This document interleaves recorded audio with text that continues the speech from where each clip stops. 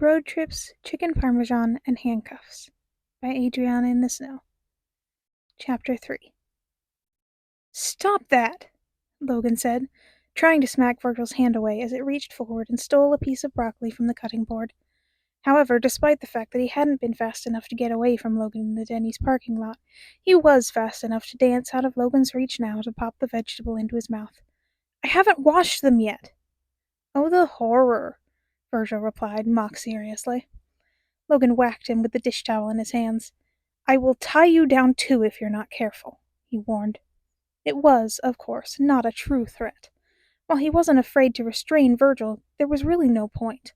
Logan knew enough about Virgil to know he would not try to run when he had no idea where he was, especially since he had to know by now Logan ultimately would not cause him harm. It would simply be a needless act. Besides, Virgil had expressed his discomfort with being restrained, and Logan did not enjoy causing him unneeded stress, no matter how much he was purposefully being an annoyance. It's not nearly as fun as it sounds, Remus contributed from the living room. Logan could see him from where he stood. He had his head thrown back dramatically on the chair. Now him? Logan had no remorse with regards to him. But can you steal me something too? I'm starving. You ate 3 cheeseburgers and fries for lunch, Logan reminded. I'm a growing boy. You're a 33-year-old man, Logan shot back. A growing 33-year-old man. Logan just shook his head and turned to Virgil. Here, he said. If you want to taste something and still be helpful, try this. Logan stirred the simmering marinara sauce and then held out the spoon towards Virgil. He leaned forward and poked his tongue out to lick a bit of the sauce from the spoon. Logan said as he pulled back. And for once he follows my instructions without complaint. Oh, I'm sorry, Virgil said. Have I been being too difficult? Maybe next time you shouldn't invite me on your little fun crime vacations. Might be better for both of our mental health. Logan frowned, turning to put the spoon back into the pan. He stared at the sauce as he stirred it. I am sorry, he said softly after a moment. Yeah, Virgil said, tone bitter. Whatever.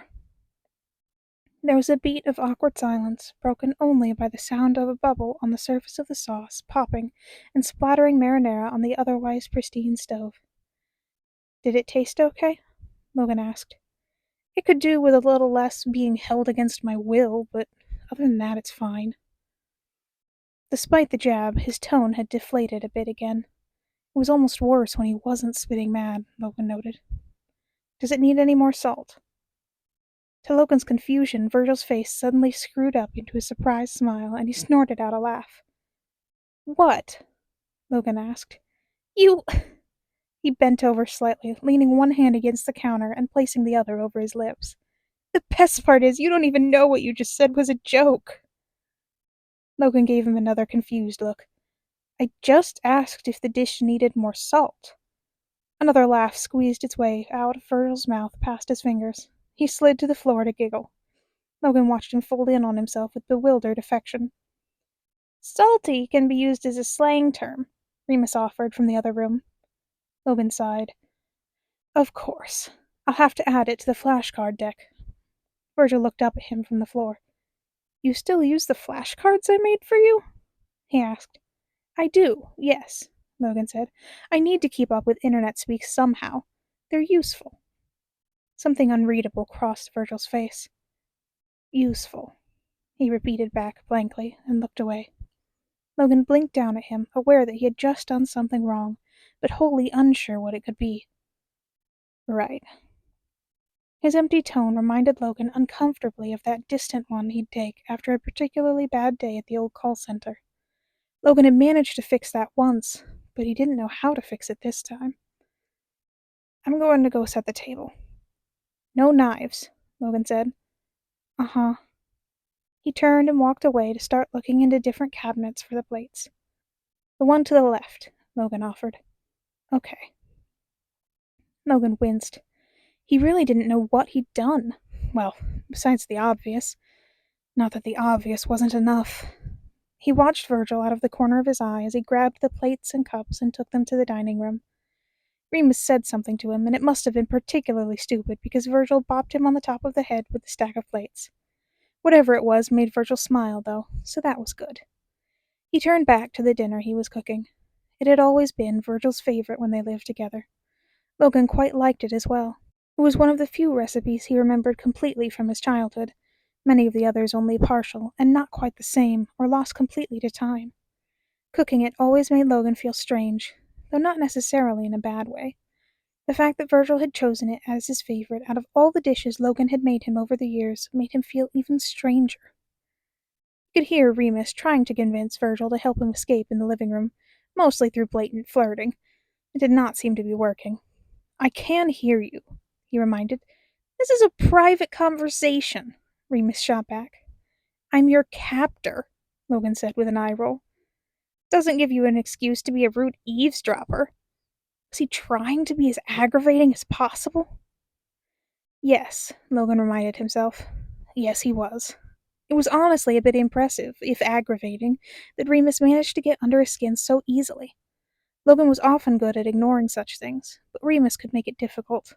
He moved to start heating up a pan to fry the chicken in instead of engaging any more. He did his best to lose himself in the familiar action of cooking, but could not help but notice that Virgil did not come back into the kitchen to steal food or make conversation. Instead, he chose to stay in the living room with Remus, sitting on the couch with his legs curled up onto it.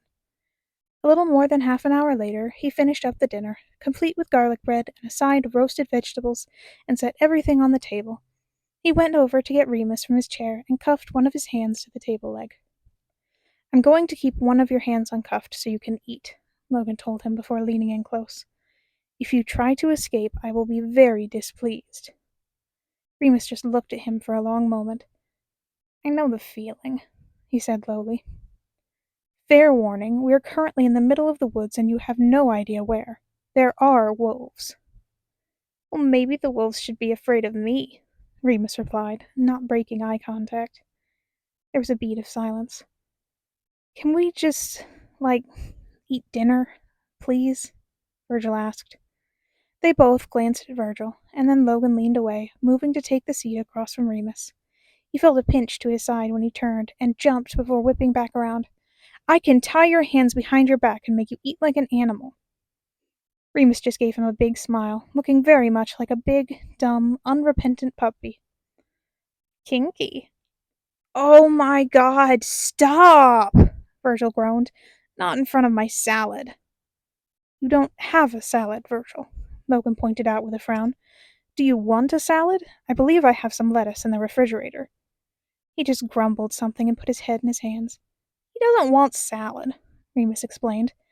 "Then why—" "Memes, Logan," Remus informed him. Logan sighed at Virgil.